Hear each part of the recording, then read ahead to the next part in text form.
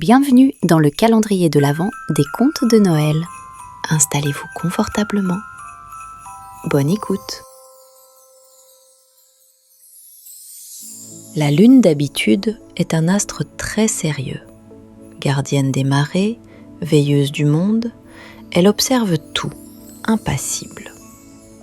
Mais cette nuit-là, la nuit du 22 décembre, la lune en eut assez. Cela faisait des semaines qu'elle observait la terre, et ce qu'elle voyait la rendait jalouse. En bas, tout brillait. Guirlandes, lumière, fenêtres dorées. Même la neige semblait couverte de paillettes. La lune se regarda dans le miroir de l'espace. Elle se trouva terne, juste grosse et blanche avec des cratères gris.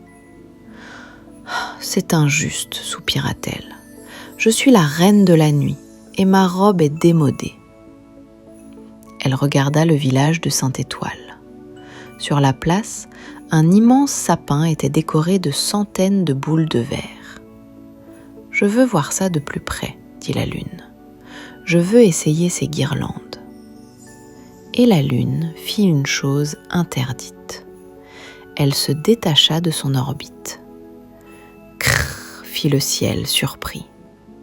Lentement, lourdement, comme une bulle de savon géante et lumineuse, la lune commença à descendre. Elle traversa les nuages. Plus elle approchait, plus elle paraissait énorme.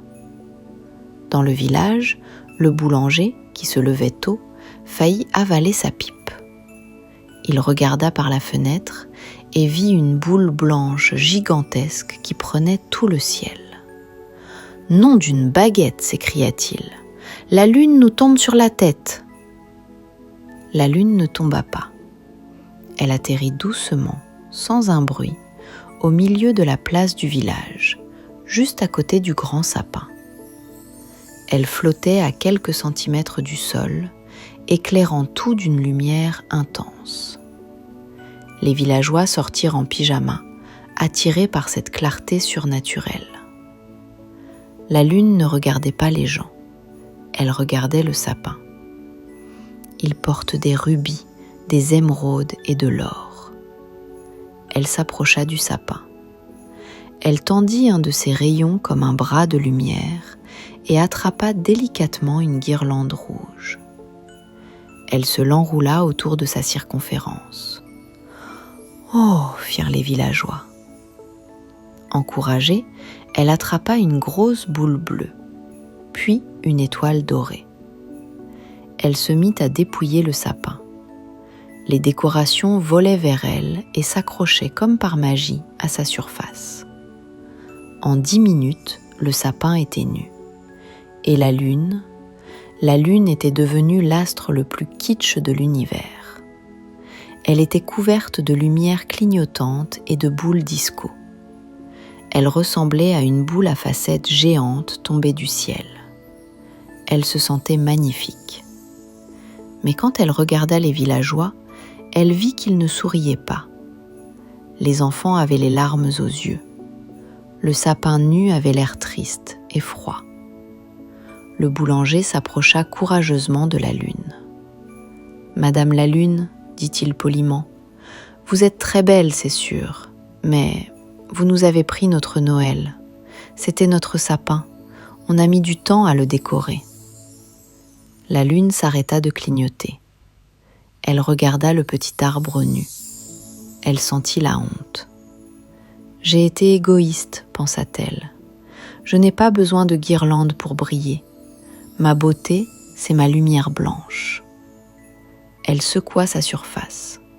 Toutes les décorations se détachèrent. Elles volèrent en un nuage coloré et retournèrent, jup, se raccrocher exactement à leur place sur le sapin. Le sapin se ralluma. Les enfants applaudirent. La lune redevint blanche, nue et digne. « Merci pour l'essayage, dit-elle. C'était amusant, mais je dois y aller. » Elle commença à s'élever. Elle redevint une bulle, puis un petit point lumineux tout là-haut, à sa place habituelle. le village de Sainte-Étoile reprit sa nuit normale. Mais si vous aviez regardé attentivement la lune cette nuit-là, vous auriez vu quelque chose d'étrange. Juste sur le bord, près de la mer de la Tranquillité, il y avait un petit point rouge qui brillait. Dans sa précipitation, la lune avait oublié de rendre une toute petite boule rouge. Elle l'a gardée, c'est son secret.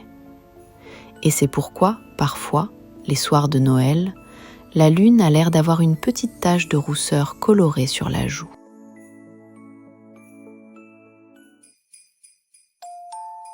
Ce conte est maintenant terminé. Une production Impa Édition. Abonnez-vous et activez les notifications pour ne pas manquer la surprise de demain.